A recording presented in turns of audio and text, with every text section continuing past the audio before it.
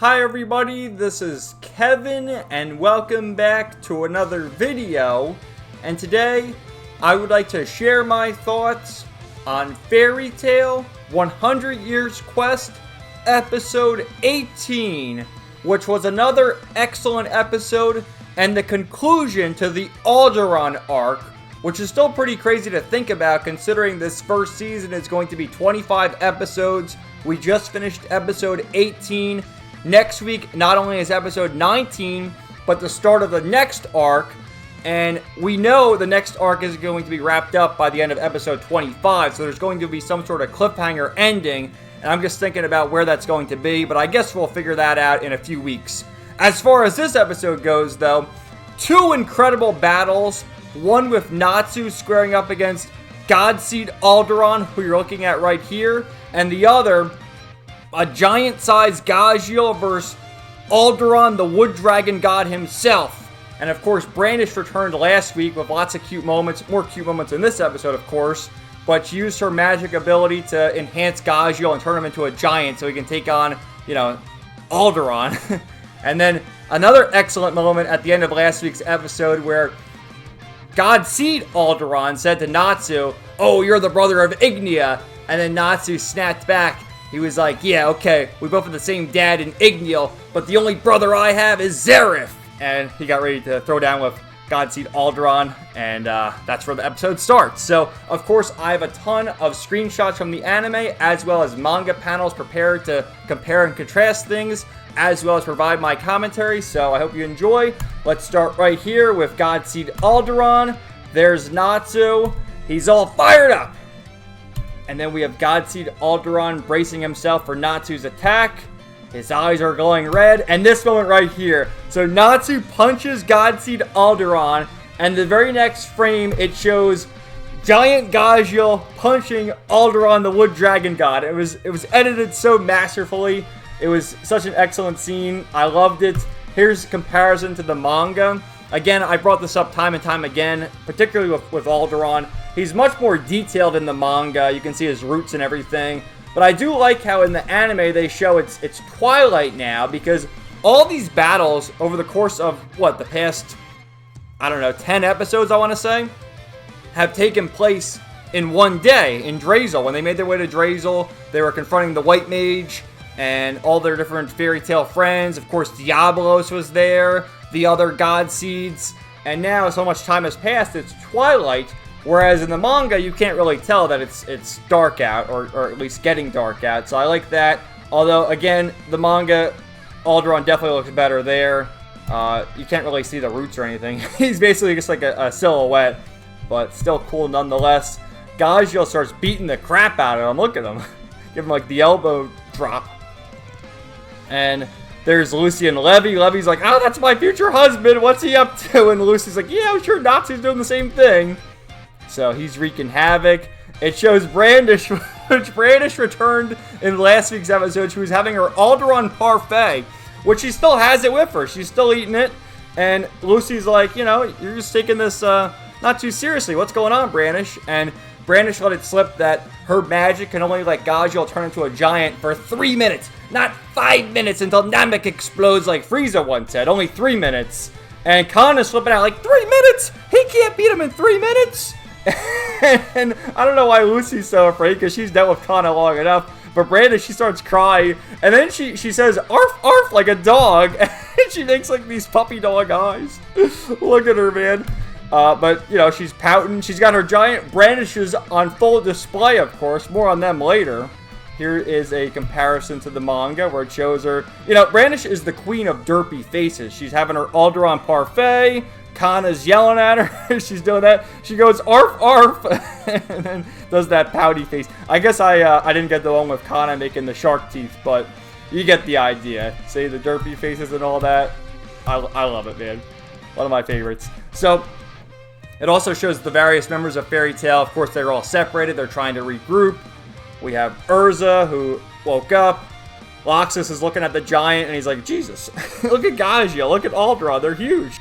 And then Gajiel uses his ability to get iron skin. Of course, he's the Iron Dragon Slayer, and well, now he's the Iron Shadow Dragon Slayer because he inherited Rogue's ability from the Grand Magic Games.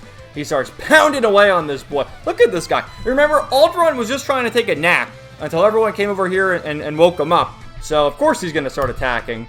But in the destruction, look at Kana flying over there. Lucy's flying, Levi's flying. And remember, Levi's pregnant. They made this big deal about how, oh, Master Makarov can't fight because he's in a wheelchair. But let's send Levi out here. She's pregnant. Like, what are we doing sending her out there to fight?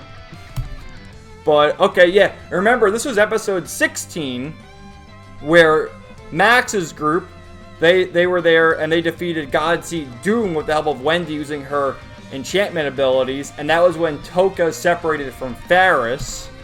And there's Gajiel again. What Alderaan does is he gets all these little splinters that come out and he shoots them, and so Gajiel, being a giant, is able to deflect them, and he's like, it's not a big deal, they're just splinters, they don't hurt. It kind of reminded me of that WrestleMania when Mick Foley was wrestling Randy Orton and they got the thumbtacks. Remember that? I forget which year that was. Was that WrestleMania 20? I think it was 2004, so yeah, it might have been. But there's Lucy and Alderaan. After being defeated, you know, he's going back to sleep. He's making his derpy face. Like, you saw it right there. He had the fires and his horns. Well, they went out, and now he's going back to take a nap. And Gajiel's like, I defeated him. And he goes back to his normal size. Levi's like, oh, this guy's crazy. So here we have brandishes on full display. And god damn, look at the size of those things. So you better believe I had to highlight that, of course. And there's Lucy looking on because, you know, the big Alderaan's defeated, but there's still Godseed Alderaan who Natsu's fighting. And Lucy is worried about her man. And there it is in the manga, Natsu! Same thing. I love her, Lucy. #1 waifu, you guys should know. But as that happens, Natsu's getting his ass kicked here. And he gets all the thorns thrown at him. And you think, oh no, Natsu's down for the count. But what happens is Natsu is able to get back up, and he combines not only his own flames, but Ignia's, and Atlas flames, to which Godseed Alderaan mentions that. He mentions all those names, and then Natsu has another line. Oh, here's the other comparison to the manga, which that's, again, there's more shadows and shading in the manga, and it shows like more blood and all that. But he's all fired up. I'm getting real fired up now. Still looks awesome in the anime. And this moment right here where Godseed Alderaan mentions all of them. He says Ignia, and Atlas Flame. And then Natsu, I really don't care. Do you? And Godseed Alderaan's like, you dare talk back to me, boy? So Natsu's not messing around. He gets Dragon Force going. You see the scales and everything. And he beats the ever-living hell out of him. Does his final attack right through his chest. Look at that flame. And Alderaan is down for the count. And again, there it is in the manga. As you can see, like the roots and the veins and everything, much more detailed. But you get the idea of his face gasping for air as there's a giant hole through his chest of fire, no less. But it still looks good. And so let me go back a sec. That's where Natsu's got all these flames going through Alderaan. The giant dragon who Gajiel just defeated, the peanut gallery here sees that, and look at Lucy's face. And again, god damn, brandishes on full display.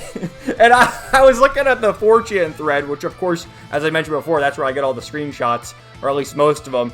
Everyone was mentioning, does Brandish ever get cold? She's always running around in her bathing suit or her bikini or whatever that is. And her chain, what's that chain there for? But anyway, after that happens, it also cuts to Elefsaria, who I think we saw him in the first episode of the series, of course.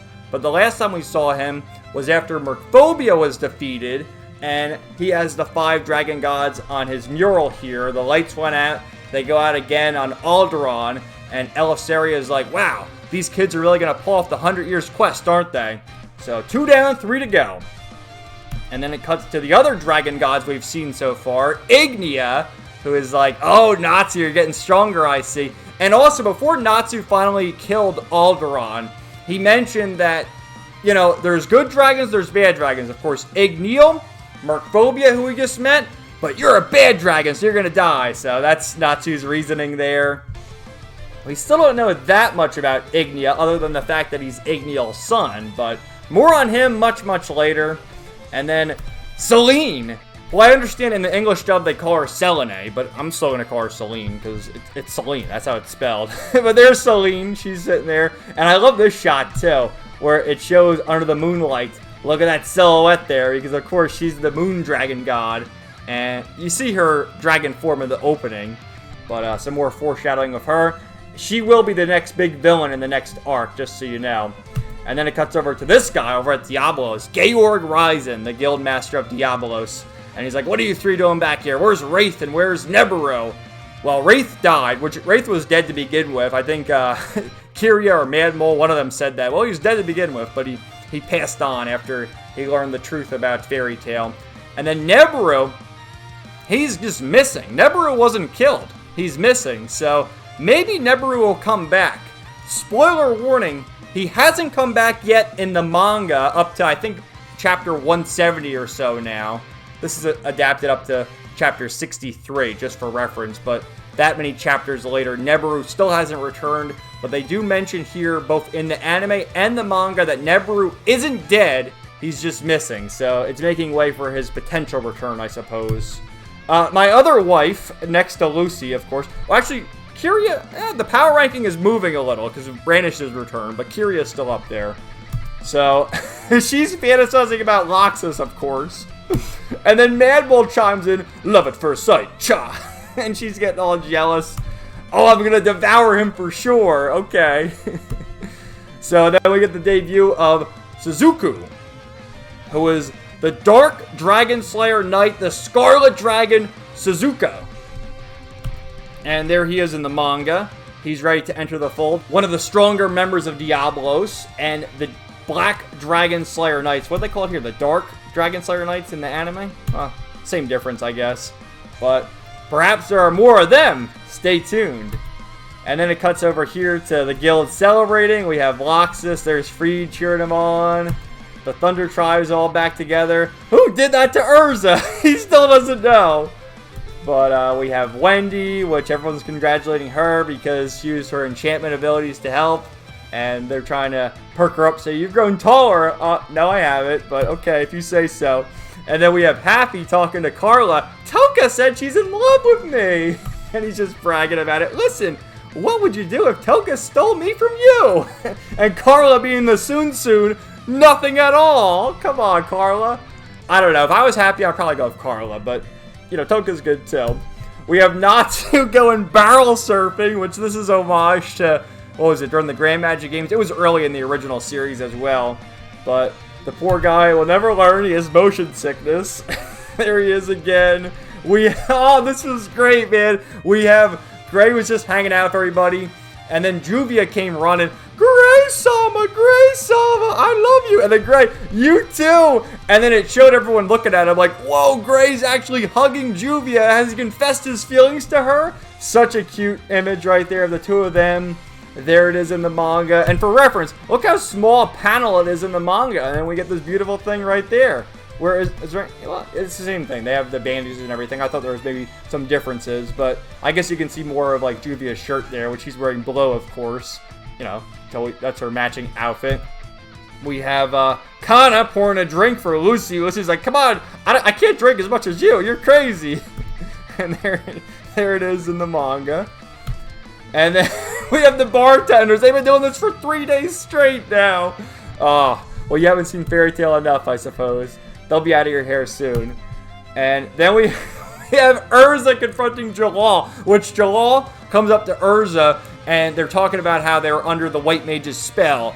Did I do anything weird, Urza? And Urza making this face, remembering, you know, Jalal running around naked, or wearing his underwear, that was all he was wearing, and saying, I'm gonna dye you white, Urza. No, you didn't do anything weird. And then he holds her hand, and a hug, and oh, look how sweet. Finally. So, that's where the chapter ends. I can love people freely now. That's true. To be continued next time. And just as far as you're aware with the manga, this is the end of chapter 63, as well as the end of volume 7. So next week, not only the start of a new arc, episode 19, but also the start of adapting volume 8. So that's where we'll leave things off. This is one thing that people were talking about. They didn't adapt this. Now, mind you, this wasn't like in the manga or anything as far as a canon event, but as you can see, this is the cover of chapter 63, and it's a really cute moment with everyone together, and Lucy, of course, hugging Natsu, and people were like, oh, how come they didn't adapt that? Which it would have been cool if they did, but, you know, it's in the manga at least. And look at Juvia's face, like, why is she so shocked? But, lots of great stuff. One more thing I just wanted to show you was this right here. This is from the Fairy Tail, well, it's not from the Fairy Tail Twitter, but they retweeted it. It's from one of these magazines here. The December issue of Animage features an article titled Fairy Tail 100 Years Quest, featuring original illustrations of Lucy and Urza in pajamas. We spoke to, that's Aya Hirono. I can't read that, but I know that's Lucy's Japanese voice actor's name, who voices Lucy, about the charms of Lucy and the Fairy Tail members that, well, that's the machine translation, that she saw in the 100 Years Quest. It will be released on November 9th, so it's out already. But just a cute illustration of Lucy and Urza in their pajamas. And I believe that's Aya Hirono right there. So, she's famous for many other roles, of course. So, lots of good stuff. I really enjoyed this episode. So many cute moments at the end. We're going to get a lot of this stuff in next week's episode, episode 19, because it'll be the in-between before the next arc starts. So, it'll be like the comfy slice of life stuff, kind of like Fairy Nail, before we ease into the next story arc with, you know, I already mentioned it, Celine, but you guys should probably, you should understand that by now if you pay attention to the openings and also, of course, have read the manga. But, yeah, the battles were done very well.